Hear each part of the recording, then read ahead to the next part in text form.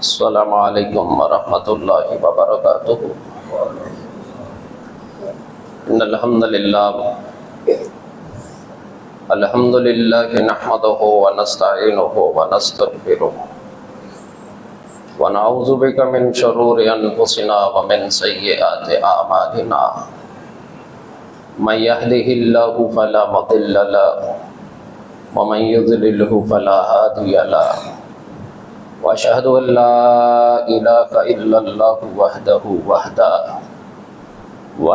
لا شريك له، وأشهد أن محمدا عبده ورسوله، أما بعد فإن خير الحديث كتاب الله، فإن خير الهدي هدي محمد صلى الله عليه وآله وسلم، وشر الأمور محدثاتها، وكل محدثة بدعة، وكل بدعة ضلالة، وكل ضلالة في النار۔ اللهم صل على محمد وعلى آل محمد كما صليت على إبراهيم وعلى آل إبراهيم إنك حميد مجيد۔ اللهم بارك على محمد وعلى آل محمد كما باركت على إبراهيم وعلى آل إبراهيم إنك حميد مجيد۔ رب اشرح لي صدري ويسر لي أمري واحلل عقدة من لساني يفقهوا قولي۔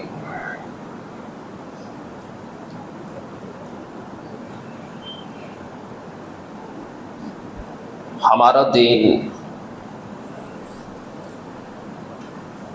جس دین پہ میں اور آپ عمل پیرا ہیں، جس کے مطابق میری اور آپ کی عبادت ہے، شب و روز ہے، دن رات ہے، خوشی اور غمی ہے،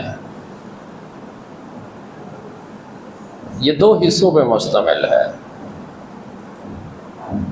دین کا ایک پہلو ہے عبادات اور دوسرا پہلو ہے معاملات۔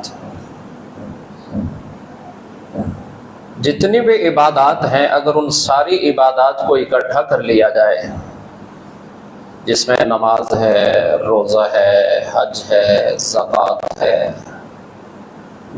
یہ ساری چیزیں اکٹھی کر لی جائیں تو یہ سارے دین کا چوتھا حصہ تقریباً بنتا ہے، 1/4۔ باقی جو 3 حصے دین ہیں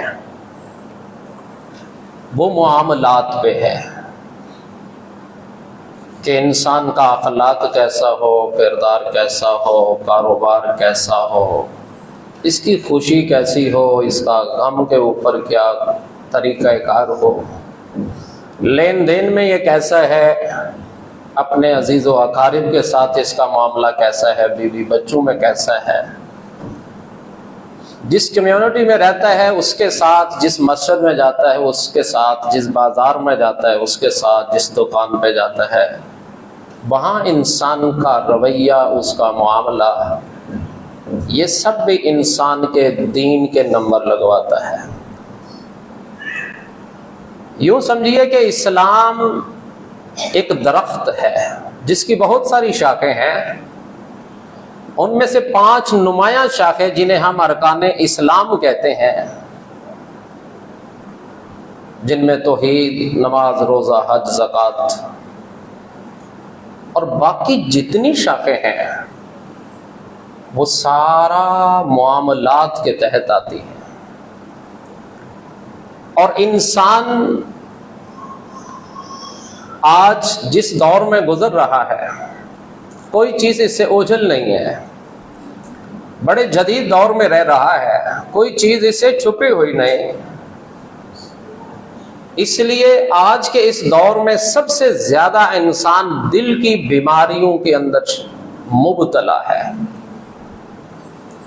دل کی بیماریوں کا شکار ہے۔ حسد ہے، کینہ ہے، بغض ہے، شریکہ برادری ہے، مقابلے بازی ہے، آرٹیفیشل زندگی ہے، مقابلے کی زندگی ہے، دوسرے کو دیکھ کے جینا ہے، دوسرے پہ کومنٹس پاس کرنے ہیں۔ یہ ساری چیزیں انسان کے دل کے ساتھ تعلق رکھتی ہیں۔ حسد کہاں سے پیدا ہوتا ہے؟ بغض کہاں سے پیدا ہوتا ہے؟ کینہ کہاں سے پیدا ہوتا ہے؟ دوسرے کو نیچا دکھانے کا جذبہ کہاں موجود ہوتا ہے؟ دوسرے کی نفرت کہاں ہوتی ہے؟ ان ساری چیزوں کا مرکز اور محور میرا اور آپ کا دل ہے۔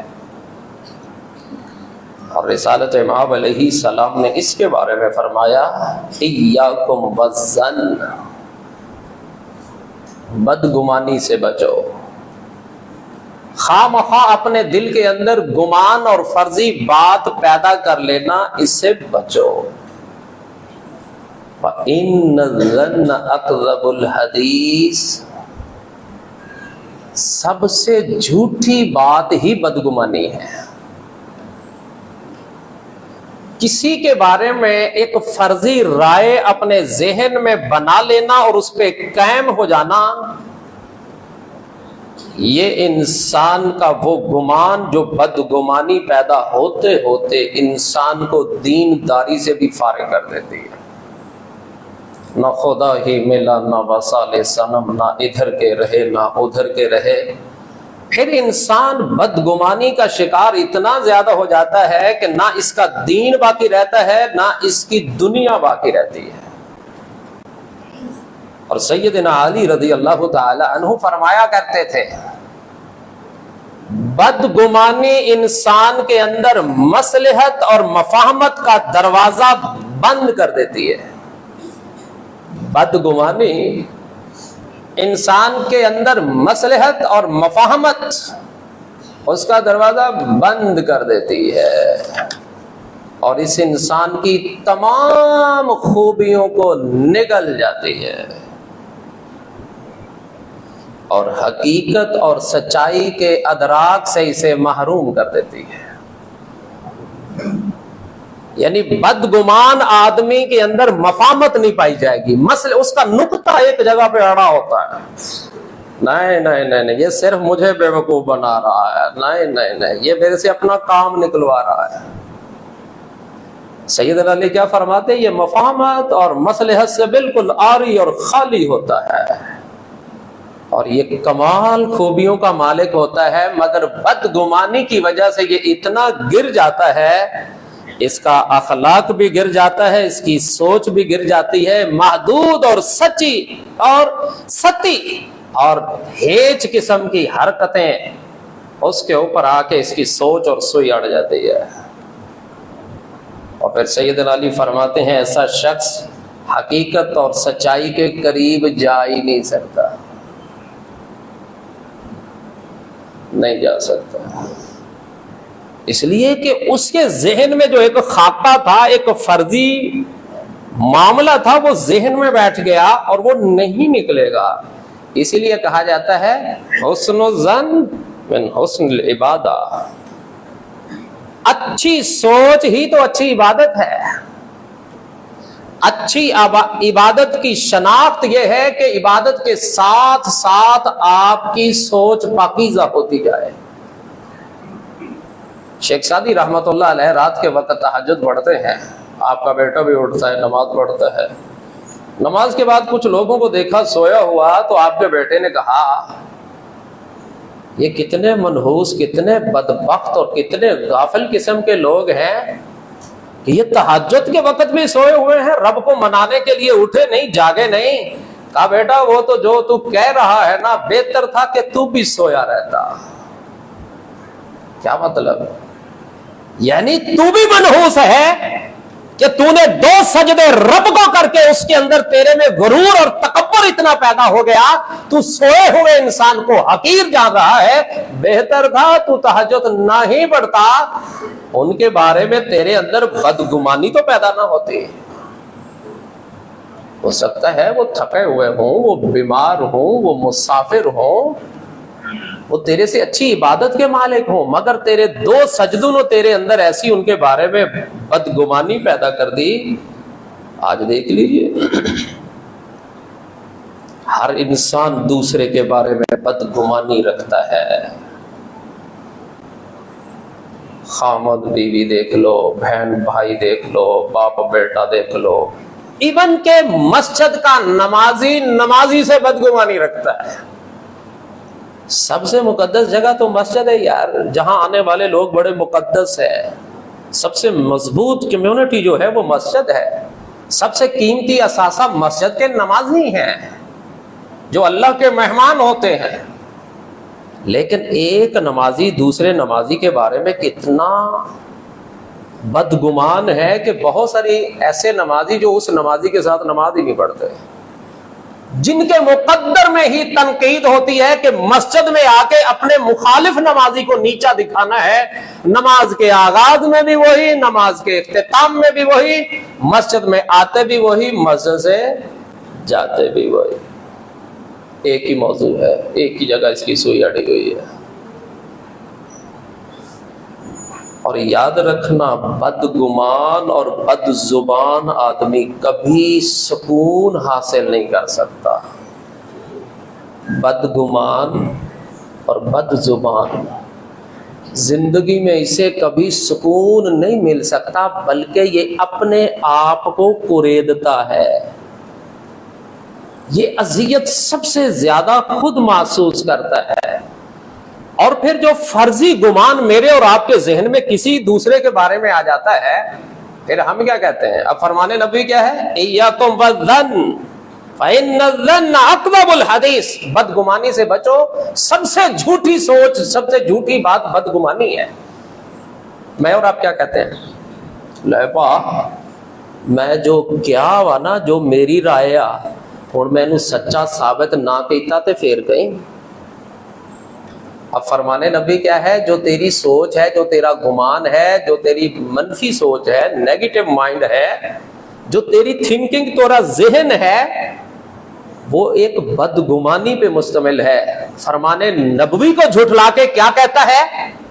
میری سوچ صحیح ہے، میں ثابت کروں گا کہ یہ غلط ہے اور میں صحیح ہوں. اور تیری سوچ ہے، کوئی دلیل، کوئی ثبوت، کوئی پروف تیرے پاس نہیں، اور فرمان نبوی تیری سامنے کھڑا ہے. ایک طرف جس محبوب کا کلمہ پڑھا، وہ محبوب کیا فرما رہے؟ بدگمانی سے بچو، یہ بڑی جھوٹی چیز ہے. اور کلمہ گو اسی محبوب کا کلمہ پڑھ کے کیا کہتا ہے؟ جو میری رائے، میری سوچ، میرا مائنڈ ہے، میں ثابت کروں گا کہ میں صحیح ہوں، آپ مولوی غلط نہیں. میں ثابت کروں گا کہ مسجد کا فلاں سربراہ ایسا ہے، میں ثابت کروں گا کہ وہ فلاں ایسا ہے. ایک اور بیوی کہتی ہے میں ثابت کروں گا میرا خامد کرپٹ ہے. ایک خامد کہہ رہا ہوتا ہے میں ثابت کروں گا کہ میری بیوی نافرمان ہے.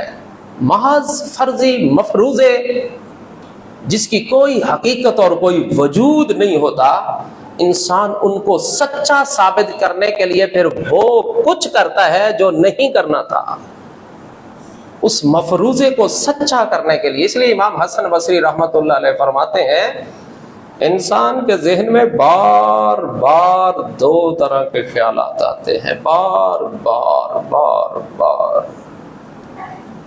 دل کو بھی قلب کیوں کہا؟ اس کی کیفیت پلٹتا رہتا ہے.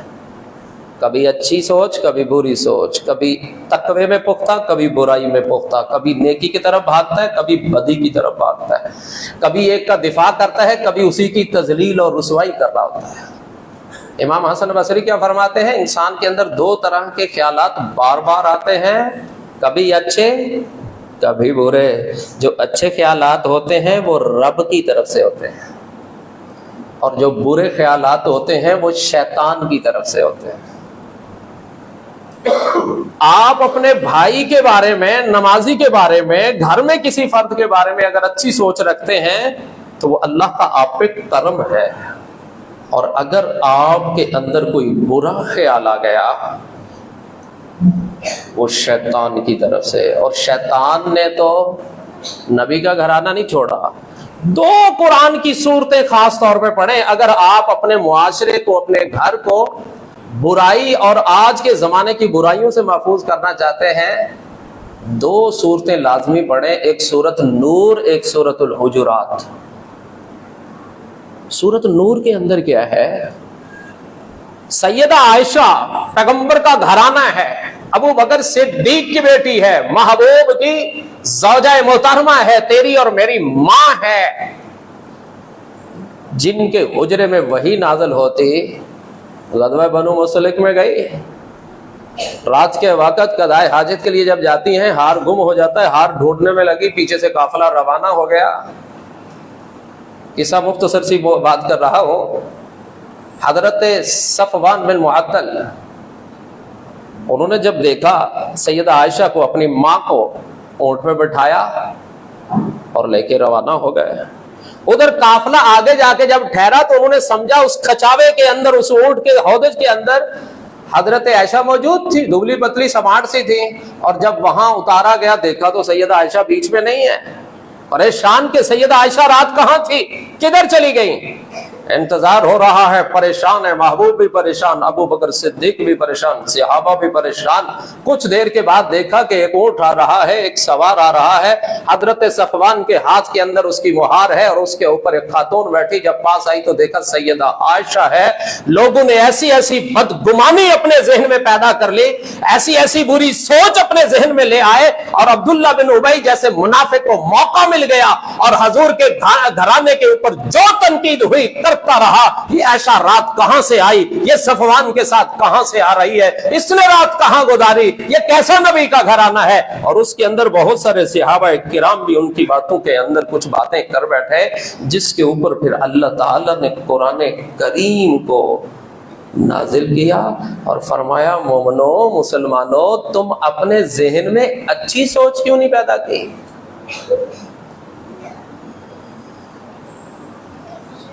جب تم نے دیکھا، اس خبر کو سنا، اسے اپنے ذہن میں پازیٹو مائنڈ کیوں نہیں رکھا؟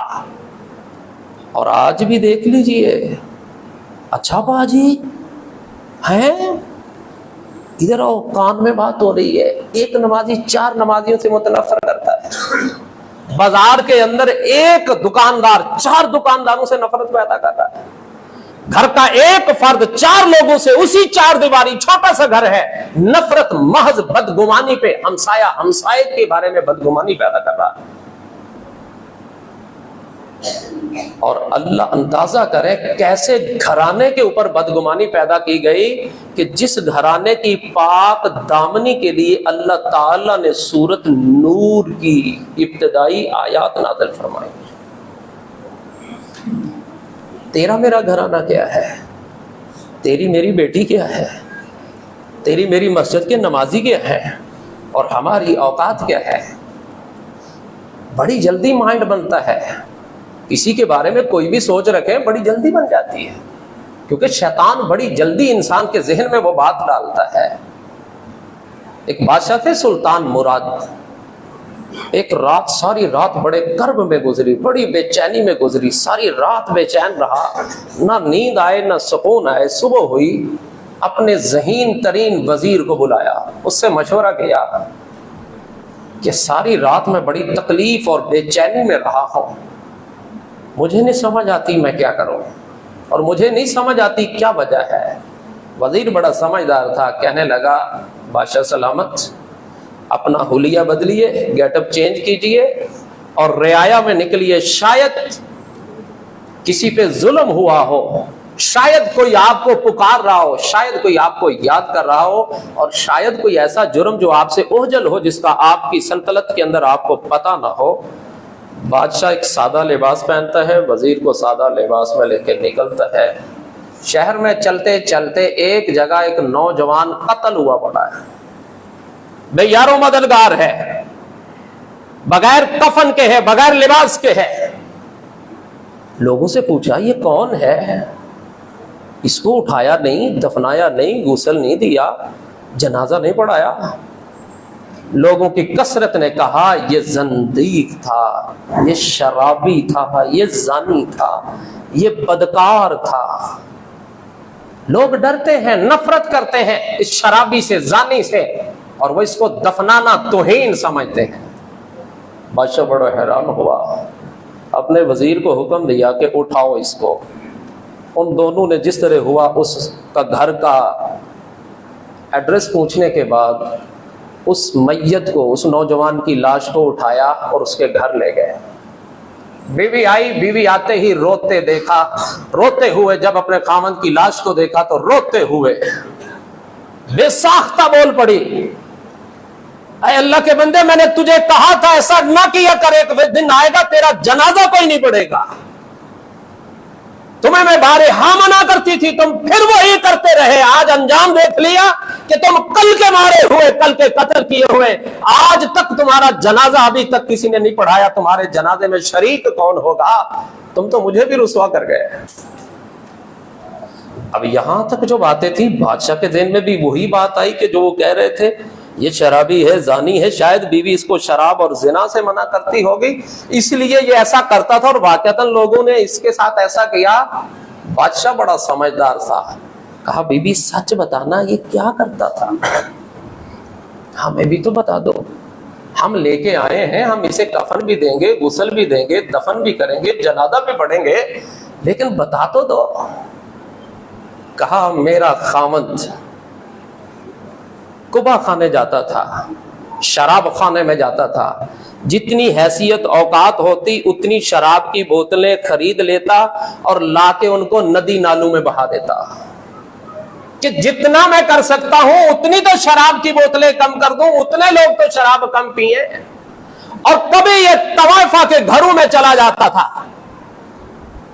اور طوائفہ کو رات بھر کی اجرت دے کے آ کے ان کو یہ کہتا تھا کہ تجھے رات بھر کی اجرت دے دی گئی ہے، اب اپنا دروازہ بند کر اور سو جا، اور آج کی رات تو گناہ سے باز آ جا۔ مگر لوگوں کو کیا معلوم، لوگ تو یہی دیکھتے تھے یہ طوائفہ کے گھر سے آ رہا ہے، طوائفہ کے گھر میں جا رہا ہے، یہ قبا خانہ، یہ شراب خانے میں جا رہا ہے، بوتل اٹھا رہا ہے، لا رہا ہے۔ میں اسے بارہا منع کرتے تھے۔ بادشاہ جذباتی ہوا، کہا بی بی بس تیرا کام پورا، اندر چلی جا۔ اب پورا شہر آئے گا، شہر کا ہر بڑے سے بڑا عالم دین بھی آئے گا، ہر شخص آئے گا، اس کے جنازے میں شریک ہوگا، اور پورے اعزاز کے ساتھ اس نوجوان کو غسل دے کے جنازہ پڑھ کے دعاؤں کے اندر دنیا سے رخصت کیا گیا۔ اب بدگمانی کیسے پیدا ہو گئی؟ محض ایک سوچ، محض ایک گمان، جس نے انسان کو کہاں سے اٹھایا اور کہاں لے گیا۔ یہ بدگمانی انسان کے دین اور دنیا دونوں کو خطرناک حد تک متاثر ہی نہیں کرتی بلکہ نیکیاں بھی برباد کر دیتی ہے۔ امام با یزید بستامی کے بارے میں آپ نے سنا ہوگا، اللہ کے بڑے نیک ولی ہیں، بڑے نیک، رحمت اللہ علیہ، بڑا نام ہے ان کا، آج بھی دنیا انہیں یاد رکھتی ہے اچھے الفاظ میں۔ عصر کی نماز پڑھی تو سیر کرتے کرتے دریا کے کنارے چل پڑے، چلتے چلتے چلتے چلتے دریا کے کنارے پہ دیکھا کہ ایک طرف ایک خوبصورت نوجوان جوڑا بیٹھا ہوا ہے، ایک خوبصورت لڑکی ہے، ایک خوبصورت لڑکا ہے، اور ان کے آگے ایک بوتل پڑی ہوئی ہے، اور ان کے انداز سے یوں لگ رہا تھا کہ جیسے وہ سورج غروب ہونے کا، اندھیرا چھا جانے کا انتظار کر رہے ہیں کہ رات کے اندھیرا چھائے، سورج غروب ہو، ہم دنیا سے اوجل ہوں اور پھر شراب پئیں اور برائی کریں۔ امام بستامی فرماتے ہیں کہ میرے سے رہا نہ گیا، میں نے کہا میں جاؤں ان کو اس بدکاری اور برائی سے تو منع کروں کہ نہ شراب اللہ کو اچھی لگتی ہے، ام الخبائث کہا گیا شراب کو، یہ بوتل گرا دو، نہ پیو اس کو، اور جس کو تم ساتھ بٹھائے بیٹھے ہو وہ بھی کسی کی بہن ہوگی، کسی کی بہن بیٹی کے ساتھ برائی کرنا، زنا کرنا یہ گروی ہوتا ہے، نہیں کرتے۔ امام بھائی یزید بستامی فرماتے ہیں میں چل پڑا، جب ان کے پاس گیا جو میرے ذہن میں تھا میں نے وہی بول دیا۔ بدگمانی بھی خیالات کا نام ہے نا، فرضی خیالات جو ذہن میں آ جائیں، پھر انسان ان کو سچا ثابت کرنے کے لیے تمام جتنے بھی اس کے اسباب ہوتے ہیں وہ استعمال کرتا ہے، دیکھا دکھا اس نے کچھ بھی نہیں ہوتا، اور شاید اس کے اندر برائیاں اس بندے سے زیادہ ہوں، اور اپنے بارے میں انسان کیا، رب بڑا رحیم ہے، تیرے ساتھ رحیم ہے تو اس کے ساتھ جبار ہے، تیرے ساتھ کریم ہے تو اس کے ساتھ قہار ہے۔ اللہ کی رحمت کو اتنا محدود کر رہا ہے کہ ہر گناہ صرف رب میرا معاف کرے گا، اس کو کچھ نہیں جائے گا، کیوں رحمت کے دروازے اس کے لیے بند ہیں۔ امام سب جب اس کے قریب گئے تو جاتے کہا آپ کتنے خوبصورت ہو مگر زندگی کو کتنی بدصورت بنا رہے ہو، گناہ کرتا انسان اچھا لگتا ہے، یہ شراب پیتے ہوئے انسان اچھا لگتا ہے؟ اور تم یہ کیا کر رہے ہو رات کی تاریکی کے انتظار میں؟ کہاں چھپ کے دریا کے کنارے اوجل ہو کے یہ گناہ کا انتظار کر رہے ہو؟ ایک اوپر بھی بیٹھا ہے جو تمہیں دیکھ رہا ہے، اندھیرا تو چھا جائے گا مگر اس کی نظریں جو کالا سیاہ پہاڑ، کالی سیاہ چیونٹی، کالے سیاہ بادل، اس کے اندر چلنے والی چیونٹی کے پاؤں کے نشانات بھی دیکھ رہا ہے، قدموں کی آہٹ بھی سن رہا ہے۔ امام صاحب کی بات سن کے وہ نوجوان بولا، امام صاحب ہم دونوں سکے بہن بھائی ہیں، اور یہ بوتل میں شراب نہیں ہے، پانی ہے، اور ہم دونوں روزے سے ہیں، اور ہم دریا کے کنارے انتظار کر رہے ہیں سورج کے غروب ہونے کا۔ سورج غروب ہوگا ہم روزہ کھول لیں۔ امام بایزید بسطامی رونے لگ گئے، رونے لگ گئے۔ اب لمحے بھر کے پہلے دیکھو، آنے سے پہلے سوچ کیا تھی، سن لینے کے بعد کی سوچ کیا ہے۔ رونے لگ گئے، اللہ یہ میں کیا کر بیٹھا، میں ان کے بارے میں کیا سوچ بیٹھا، میں ان کو کتنا گناہ گار سمجھ بیٹھا، اپنے آپ کو میں کتنا نیک اور کتنا عقل کل کا مالک سمجھ بیٹھا۔ اور دونوں کو اٹھایا، اپنے گھر لائے، افطاری کروائی، اور ان کی عزت و احترام کے ساتھ توقیر کی۔ حضرات گرامی، بدگمانی بڑی تیزی سے آتی ہے۔ سورۃ نور، سیدہ عائشہ میرے محبوب کا گھرانہ، ابو بکر کی بیٹی، اس سے بھی پاکیزہ کوئی ہوگی؟ مگر انسان آج تیری اور میری سوچ، ہر جگہ بدگمانی، ہر جگہ بدگمانی۔ بیوی خامد کے بارے میں بدگمان ہے، خامد بیوی کے بارے میں بدگمان ہے، ہمسایہ ہمسائے کے بارے میں بدگمانی، سسرال ننہال ددہال سب ایک دوسرے کے بارے میں فرضی باتیں۔ حتیٰ کہ ہماری مسجد جو ہوتی ہے، کسی بھی جگہ جو مسجد ہوتی ہے، کبھی بھی اس مسجد کی برائیاں سنے، وہ مسجد کی برائیاں کن کے بارے میں کر رہے ہیں؟ امام ایسا ہے، فلاں نمازی ایسا ہے، وہ مؤذن ایسا ہے، وہ خادم ایسا ہے، وہ سربراہ ایسا ہے، وہ صدر ایسا ہے، وہ فلاں ایسا ہے۔ اور مسجد کے ویران کرنے کے اندر ہم برابر کے شریک ہوتے ہیں۔ اگلے دن ایک مسجد میں نماز پڑھی، اس مؤذن نے، میں وہاں سنتے پڑھی ظہر کا وقت، تو ایک بابا آگے بیٹھ کے بڑے غصے میں بول رہا، میں نے سنت ادا کی پھر بھی بول رہا، انہیں 2 منٹ اذان لیٹ کہی ہے تو 5 منٹ لیٹ اے سی چلائے، اے سی دے بوڑھے چلانے سی۔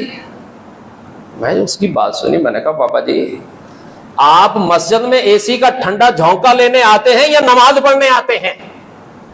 اگر تو اے سی ہے، ہو سکتا ہے آپ کے گھر میں اس سے بہتر اے سی ہوگا، اور اگر وہ 2 منٹ 5 منٹ لیٹ ہے، وہ فرشتہ ہے کہ وہ دنیاوی چیزوں سے بالا تر ہے، کہ وہ ایک فرشتہ ہے، فرشتوں کی طرح منٹوں کے حساب سے چلے گا۔ ابھی جتنے نمازی آئیں گے دیکھیے گا تکبیر اولیٰ میں نمازی کتنے ملتے ہیں، اور بعد میں کھڑے ہو کے کتنے نماز پڑھتے ہیں۔ کیا یہ سارے احکامات اسی کے اوپر لاگو ہیں؟ پھر وہ بزرگ کچھ ٹھنڈے ہوئے۔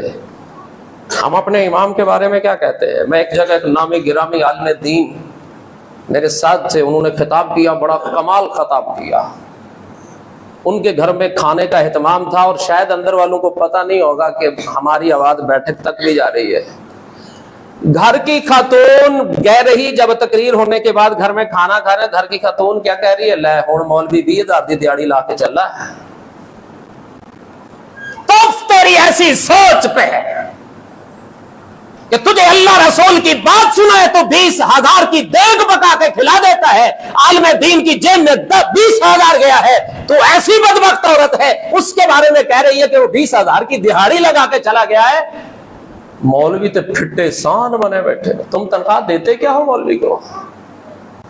تم اسے کھانے کے، وہ تو اللہ رسول کے ممبر کا وارث ہے، رب نے اس کی برکتیں اتنی رکھ دی ہیں، کوئی تنخواہ دوے نہ دوے رب اس کا بندوبست کر دیتا ہے، بلکہ جتنا جال سازی سے کام چلائے گا اتنا زیادہ کھلایا جائے گا۔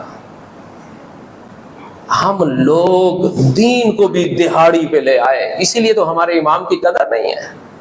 2 منٹ لے تو وہ ملازم، خطیب 2 منٹ اوپر ہو جائیں، میں خطبے کے اندر مسلسل ہوتا ہے یار میرا 2 منٹ نہ اوپر ہو جائے، 4 منٹ نہ اوپر ہو جائے۔ یہاں ایک گل صاحب فوت ہو گئے ہیں، اللہ ان کی مغفرت فرمائے، 4-5 आदमी साथ लेके आया करना, फिर फोन करना, हजरत मैं इतने आदमी लाया हूँ, और फिर जब पहुंच जाना तो फिर फोन आना फैसलाबाद, हजरत वो कह रहे थे मजा आ गया, बड़ा अच्छा बयान दिया, हमें समझ आ गई, हमारी इस्लाह हो गई, और छोटी जी शिकायत करके गया ऐसे में तुसी 3 मिनट उत्ते लाए। ये मेयार है हमारी सोच का, यानी वही चीज जो मफरूजा मेरे जहन में है तो वो ठीक है, वो गलत भी है। आपने वो हिकायत सुनी, कश्ती के अंदर कुछ सवार थे तो एक आदमी ने आके शोर डाल दिया, हो तेरी बेटी भाग गई। वो आदमी एकदम परेशान हुआ, भरी कश्ती में लोगों के अंदर से उठा और घर गया। जब घर गया तो देखा बेटी आटा गूंद रही है, जज्बाती होकर कहने लगा इन्ना लिल्लाहि व इन्ना इलैहि राजिऊन, इन्ना लिल्लाहि व इन्ना इलैहि राजिऊन, इन्ना लिल्लाहि व इन्ना इलैहि राजिऊन। कहने लगी बाबा क्या हुआ, आप तो सफर पे जा रहे थे, अब मुझे देख के इन्ना लिल्लाह पढ़ रहे हैं। कहा बेटी मैं कश्ती में जब बैठा रवाना होने लगा तो किसी ने आवाज दे के मेरा नाम लेके कहा तेरी बेटी भाग गई। मेरी बेटी भागी है या नहीं भागी, कश्ती के सब लोगों को पता चल गया है, उनका गुमान बन गया है, उनका ज़हन बन गया है, उन्होंने तशहीर कर दी है कि मेरी बेटी भाग गई है।